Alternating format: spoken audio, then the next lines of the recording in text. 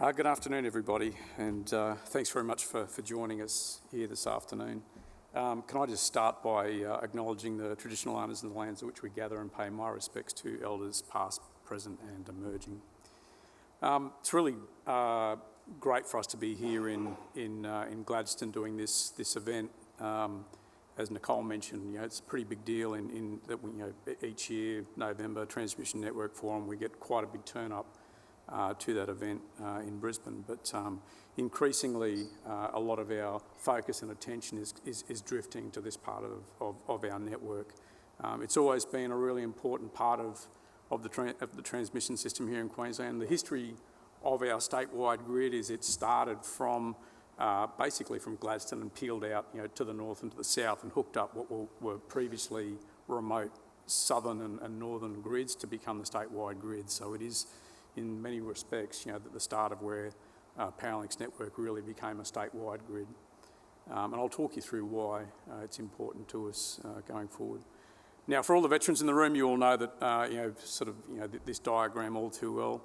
For those of you who aren't sort of electricity warriors, Powerlink's lot in life is really transmission. So we don't drift into generation. We certainly don't drop down to the distribution networks. Think of us as the highways, and the distribution network is the streets, and of course the generators, they're the manufacturing plants doing the widgets, and our job is to connect them up, and provided they meet the technical requirements of the national electricity rules, our obligation is to do our level best to connect them up. In terms of Powerlink's network, this map just gives you a sense of what our footprint looks like. So up as far north as Cairns, Cummerunga and Warrie are our two northern points, all the way down to the New South Wales border and out as far as Roma. Beyond that, and dropping down sort of further across the state, you're really going into the Ergon distribution network to get there. All up, our circuit kilometres about 15,000 kilometres worth, so we've got a lot to look after in any given year. And at any one point in time on that network, we have 150 projects on the go to keep the network in a secure and safe condition. All right, so let me just sort of zoom back out for a moment. So we're going to step back from Queensland and go all the way out to the national electricity grid. So Queensland all the way around to Whyalla in South Australia, and of course over the Bass Strait down to Tasmania, the world's largest interconnected network, and it's quite a big machine that we're a part of. One of the things that has been really prominent over the last handful of years has been the rise of intermittent wind and solar generators, and in turn all the firming capacity that comes with that, pumped hydros, batteries, and increasingly a requirement for gas turbines. Most of this activity up until 2018 was really about government policy and subsidies and so on, and that was what drove investment. But from around about 2019 onwards, those sort of renewable policies were pretty much satisfied, and everything that happened thereafter was really initiated by the market itself, by customers driving investment because they were wanting to decarbonise in their own right, or because it was just the cheapest form of power they could get their hands on. And you can see there about midway through that slide, the text there from 2019 to 2025, over that period of time in financial years, you had $66 billion worth of commitments in what we might call this new fleet of generators, wind, solar, batteries, pumped hydros, gas turbines. In aggregate, 150 projects, all making it to financial close and irreversible commitment, and 29,000 megawatts of kit connecting into a network that's got a broader maximum demand of about 37,000 megawatts. So this is a pretty active part of the world.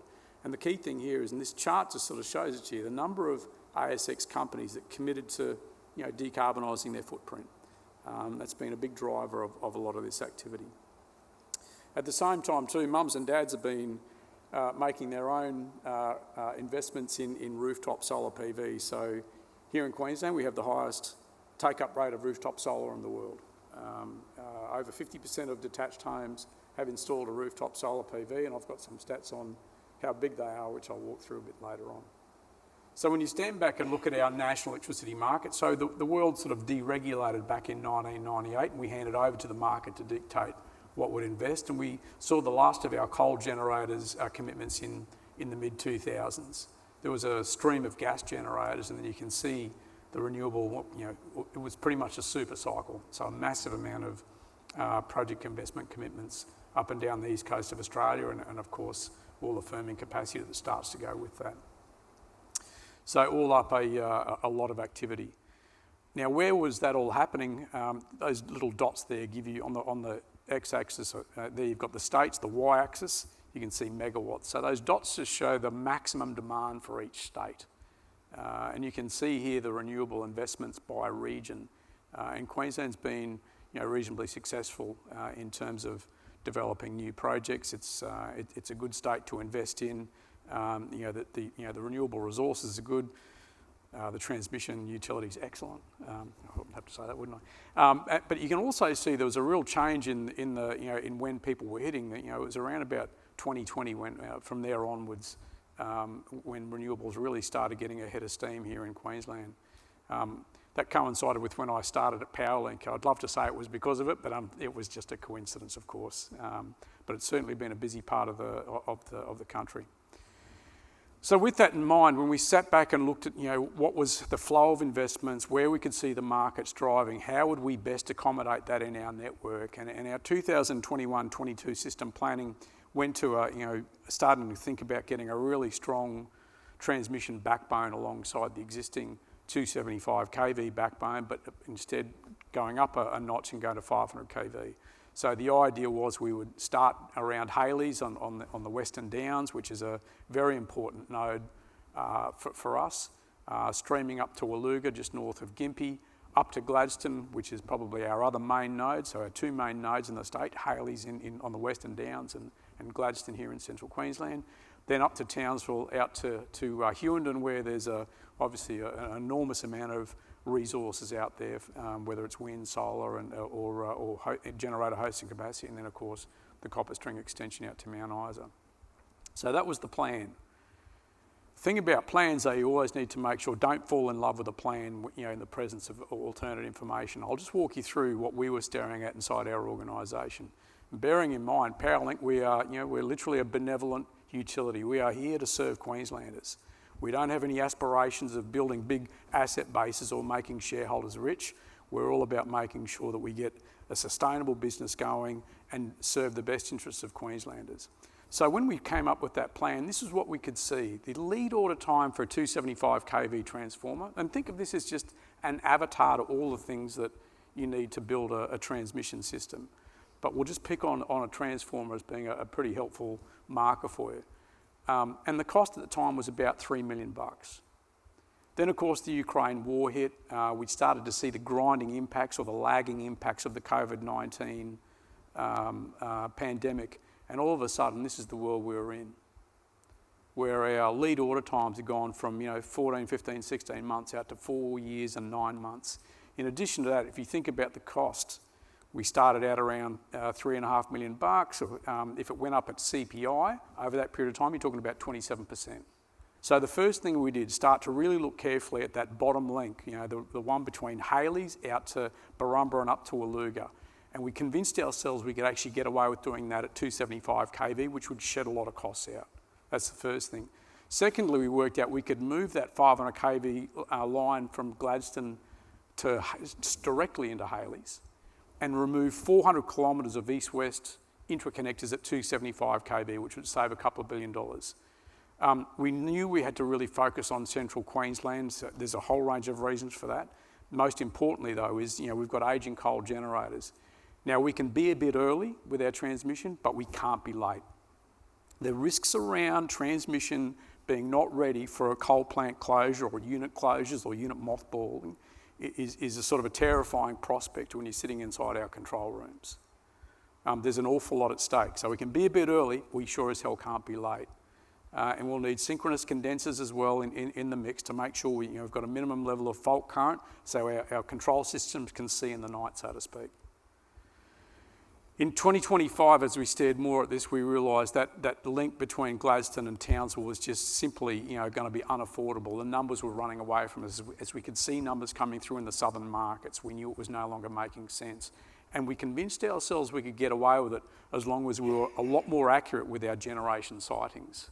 So where we put, pumped hydros and wind farms and gas turbines and so on will start to really matter. When you've got a big 500 kV backbone, you can put them anywhere. When you don't, you've got to be a lot more accurate. And our network can cope with it, provided we are accurate with those sightings.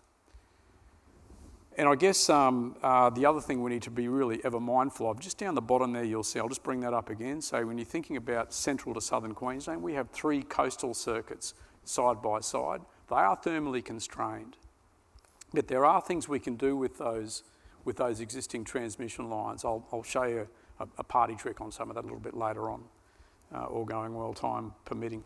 All right, so let me keep rolling along. Central Queensland, obviously an enormously important part of our network. It is the hub, as I mentioned right at the get-go.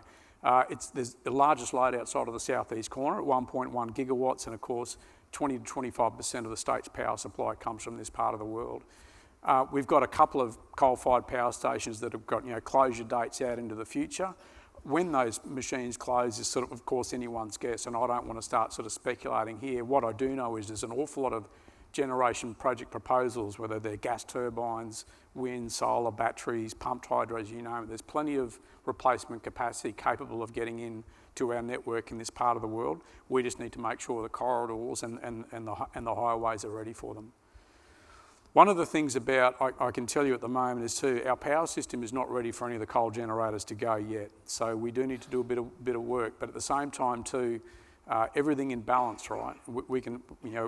Not all coal plant is low cost, and plant age and plant outage rates are correlated. And as a system planner, we need to be thinking through what that means for the broader system. This chart here just shows you the age of coal-fired generators of the retired fleet from the East Coast fleet. So those roughly 8 or 10 power stations there, they're the ones that have already closed down. Average age of about 44 years. This is the remaining fleet, and you can see the average age of that fleet's 38 years.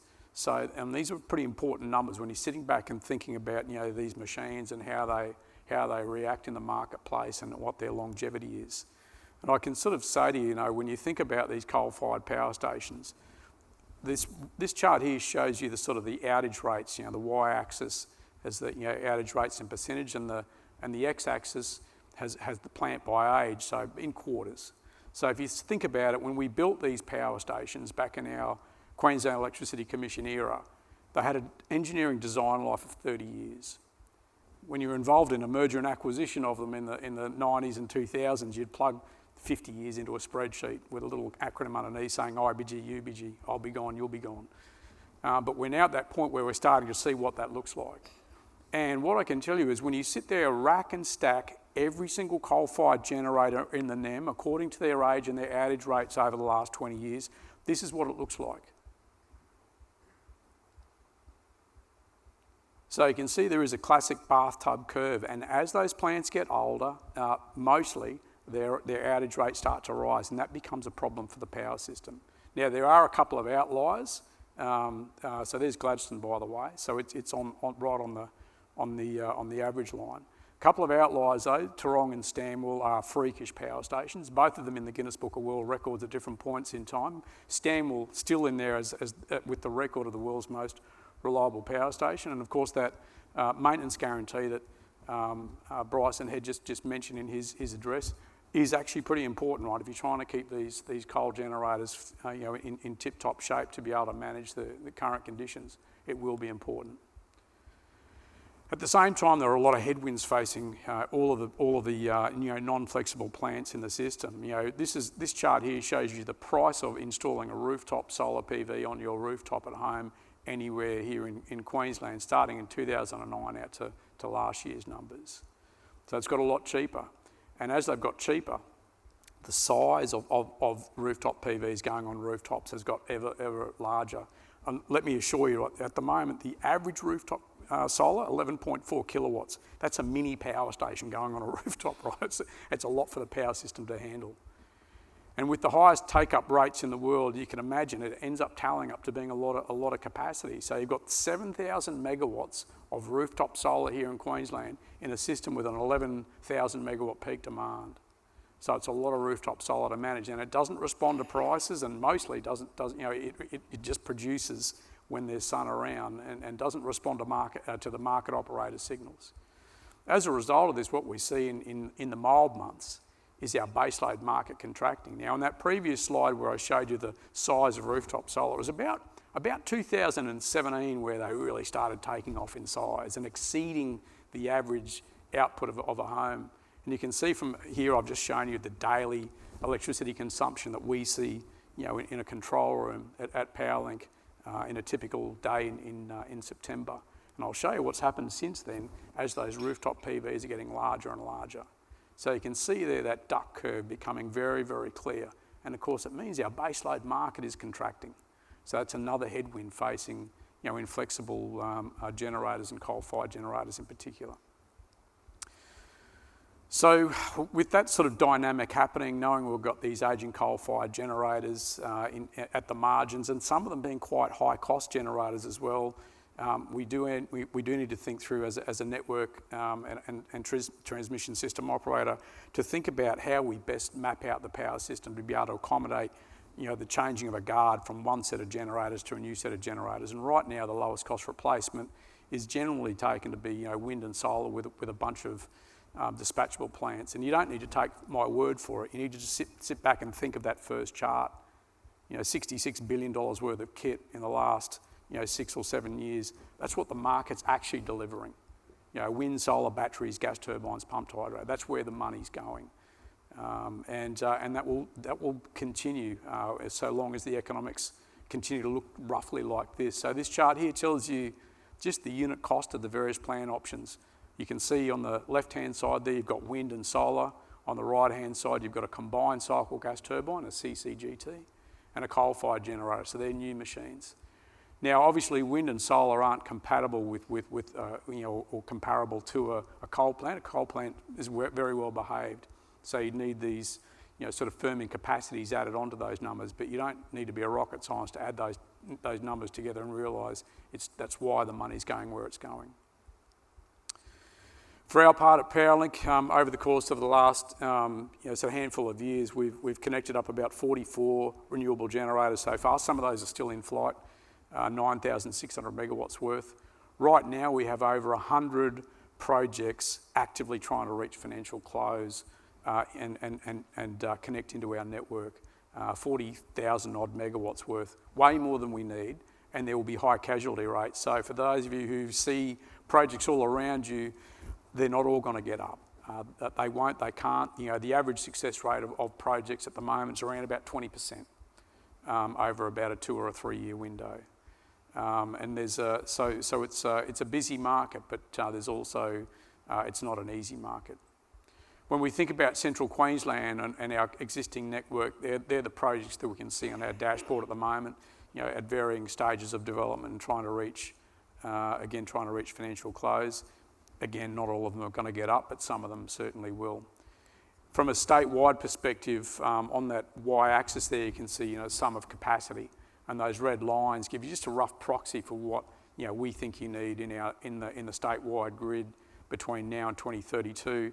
And this is what's on the ground right now, either operating or at advanced stages of construction. When we look into that pipeline of ours, you can add that into the mix, and it gives you a sense of where we think the high rates of success or otherwise are. And looking a bit further back into our pipe, we can see a bunch of other projects making their way through. Good news is that relative to what we think the system needs in equilibrium, there mostly is, with maybe the exception of gas turbines, there mostly is enough projects on the go at the moment to get there. But above all, you will need everything in balance. There's no easy way to map out a power system. You do need a little bit of everything to make sure you keep the system reliable, costs affordable, and of course a trajectory of emissions that makes sense with policy objectives. One of the things that's been, I guess, probably caught everyone by surprise in Australia has been the explosive growth in batteries, and here's the story as to why that's happening. There's so not bad lithium-ion costs, but the other thing is the functionality and how they've been operating in the network. This is a 24-hour clock, midnight at the top, midday at the bottom, and you can see sort of the morning and evening peak on the what would otherwise be your 3 o'clock and 9 o'clock points. And you can see here, the batteries that are creeping into the market are charging up right in the middle of the day when you'd hope, and they're discharging or generating in the morning and evening peak. So they're moving that solar around exactly as you would hope they would. As it turns out, Queensland, New South Wales and when you stack and rack the world's 45 biggest electricity markets in the world, Queensland, New South Wales and South Australia are the 3 best spots on the world to go and do batteries. And that largely is reflective of the amount of solar PV that our 3 states actually have. Just going back to those generator connections, I mentioned before about that we had over 100 of them. We're probably capable of connecting between 5 and 15 a year. So that's what the world looks like for us at the moment. So we are drinking from a fire hydrant as an organisation. But I'd also hasten to add, we're not the constraint. The biggest constraint around connecting generators is inevitably the construction market. So all of our panel construction, so we don't generally do the construction work. That's largely done by the private sector, and there's multiple players who do that. They are also very busy, not only here, but in the southern states as well.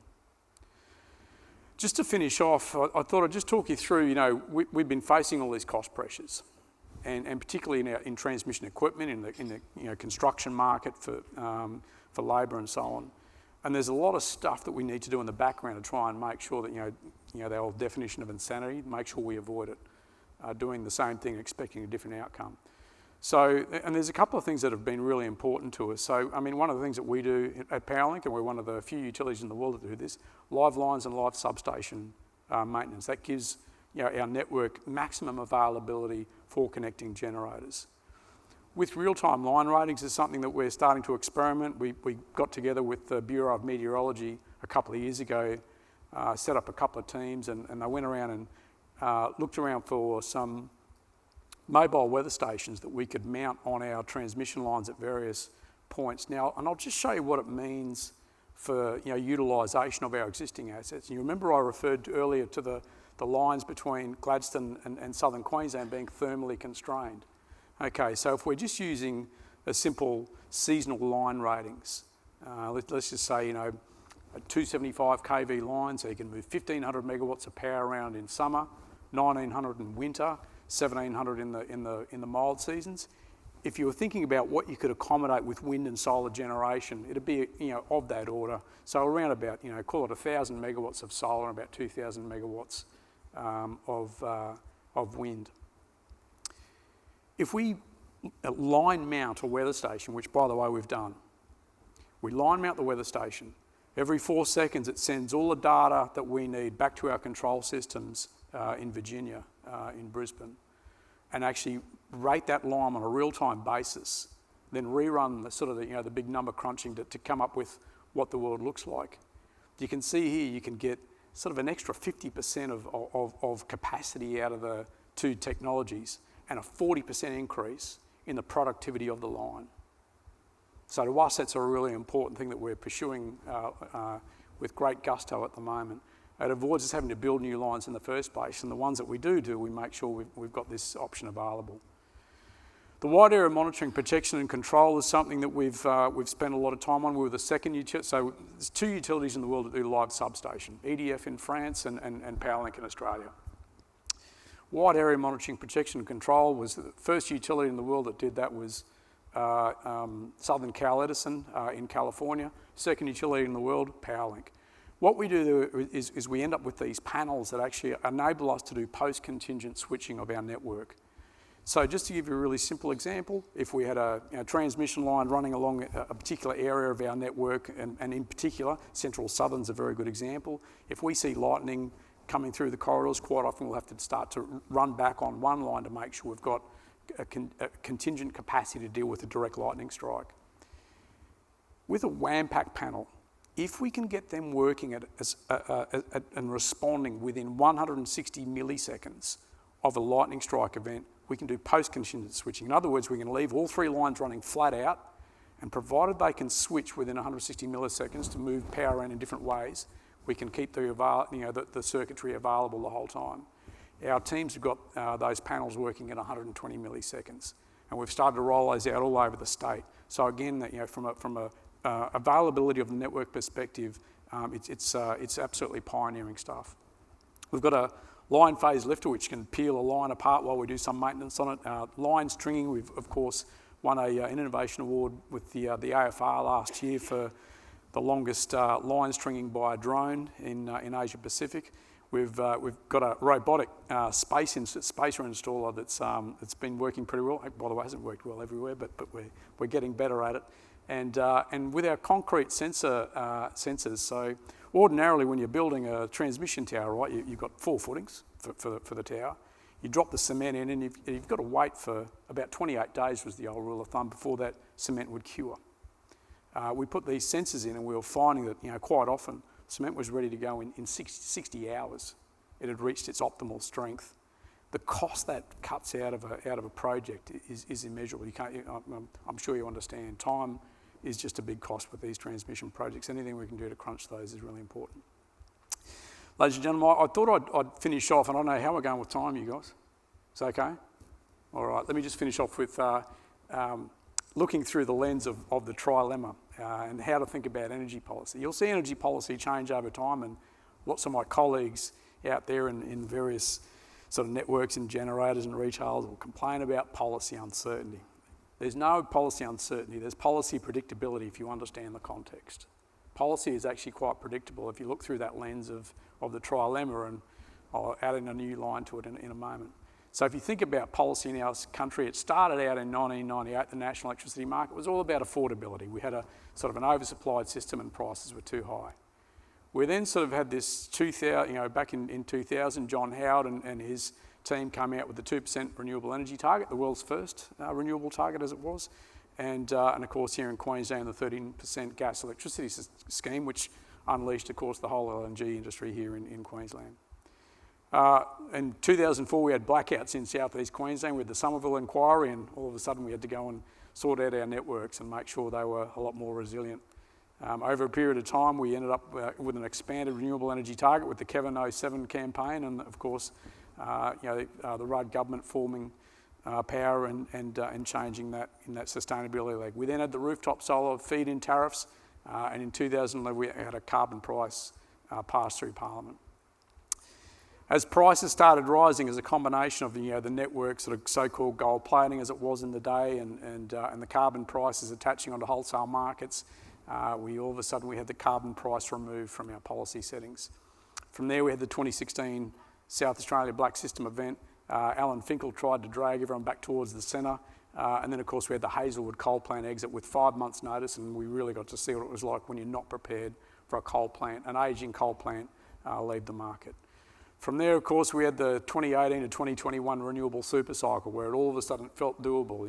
Everything was cheap and low emission and so on. And then, of course, we had COP26 saying we weren't moving fast enough. From there, we had the Energy and Jobs Plan here in Queensland trying to navigate a path through until, of course, the Ukraine war and started to completely unwind the cost structures of the foundations of that policy.